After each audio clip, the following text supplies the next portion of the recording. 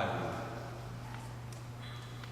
So my name is Levy. I'm the station manager of CIBL 101.7. Thanks to Gabe and the Reach for setting this up, and thanks to Sophia Suderman, who was our fundraising coordinator. She encouraged me to do this on behalf of CIBL. I'm repping the station here, and this my T-shirt will come into play later in the presentation. But I'm good to go, sir. So this is actually an infographic that the aforementioned Sophia came up with.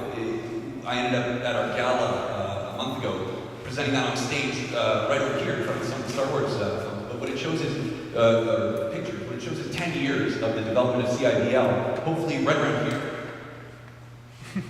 there's going to be CIBL broadcasting in Chilliwack, which is why we had a fundraising drive last month. And this is an image from the National Community Radio Association. So we are one of 45 campus stations in Canada. There are 170 community stations. You can see where they mostly are: Ontario, the Lower Mainland, out east. At least 3 in each province. We're connected to that great network, and it's very useful for us. For myself, this is a photo of me from 2007 doing play-by-play in Guelph for their campus community radio station. That experience was something I never expected, but getting involved with campus radio gave me the opportunity to get involved with broadcast at a level that I never expected. I was in it for music, and it turned into something where I could get involved with sports. Here is an example of some pins. There are tons of ways that volunteers can get involved at Civil, and producing promotional material is one way. These pins all came from volunteers, and we produce those on a regular basis. So we'd like to help people see the fruits of their labor come out. And here are some of our volunteers who benefit of getting involved with the campus community radio station, which any of you can, is to be able to experience culture in your community as a journalist, as somebody who can access events, access performers, people.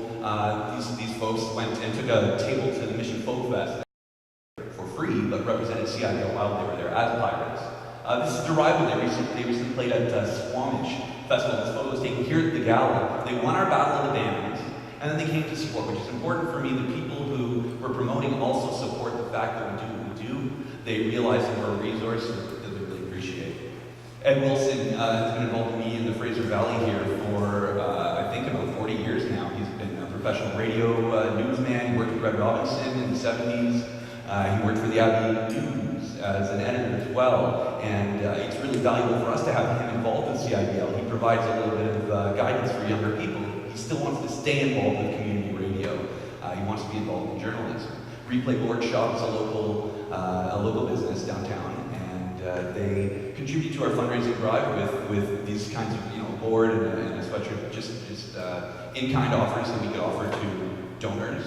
We want to connect local businesses with the communities that listen to us and that we serve. Here's a poster for our show with Reach. It was a gala event where everybody was absolutely blown away. The work that went into a 10-month project from hiring Sophia to raise $12,500 was just incredibly, I was teary-eyed the whole time. Just the fulfillment that everybody involved in the organization has had since we started this fundraising drive. It was an excellent way to really feel like we've gotten back what we put in. Here's a CIBL bicycle that was raffled off. You wouldn't imagine how many people wanted this bike. Currently, it's housed at my place, I think. This is Seth Bell, the Lance Fellows. This is persona non grata, I guess. And the Nicalls from Mission. They came in 3rd place in our Battle of the Bands. They didn't even expect to be in the Battle of the Bands. They didn't expect to get to the final round. They won. We had 10 weeks of competition, 18 bands, 50 submissions, and these are the top 3.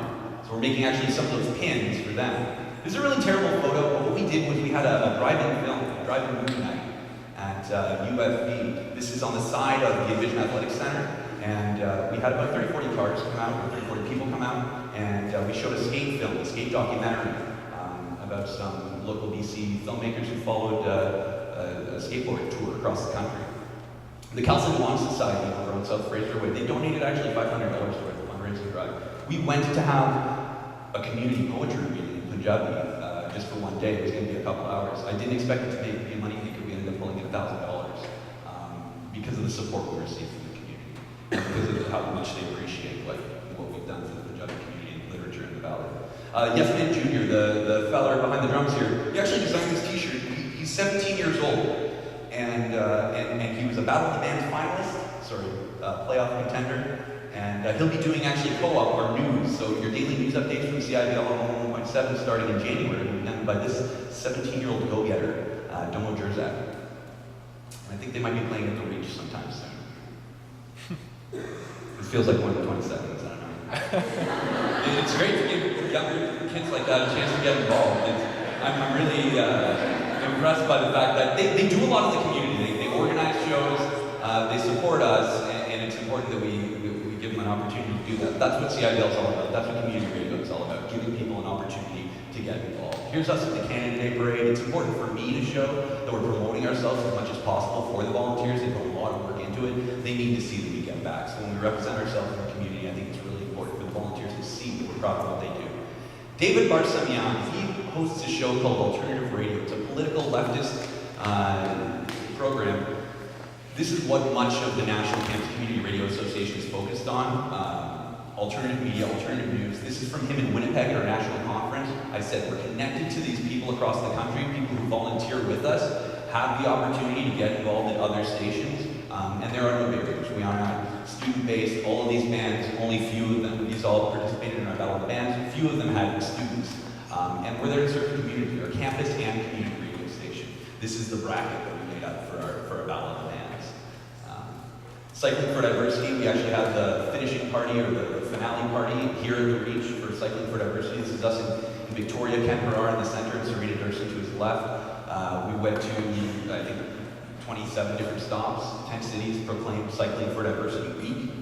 And it was an opportunity for me to follow them along, you can see them in the back there, and talk about CIBL people all across the mainland. This is Johnny K. He DJs Wednesdays from 12 to 4. Real DJs with vinyls was what his t-shirt says. He also DJs with Cheers on Friday nights. He only DJs with vinyl. Nobody does that anymore. Well, people do. But he's really proud of it. He's really happy about the fact that he does that. And he looks awesome. When I came to Civil for the first time 3 years ago, I said, if there's ever a global news documentary or a global news special on us, he's the guy who's going to be the face of it. Buy us a beer, buy us a coffee. We're always struggling to have enough resources to stay sustainable, and that's why it's important that I promote us in the community, I feel. But we wanted some more money from students. We asked them to buy us a beer, buy us a coffee. $3 a semester. I'll buy you a coffee. Thanks a lot, guys.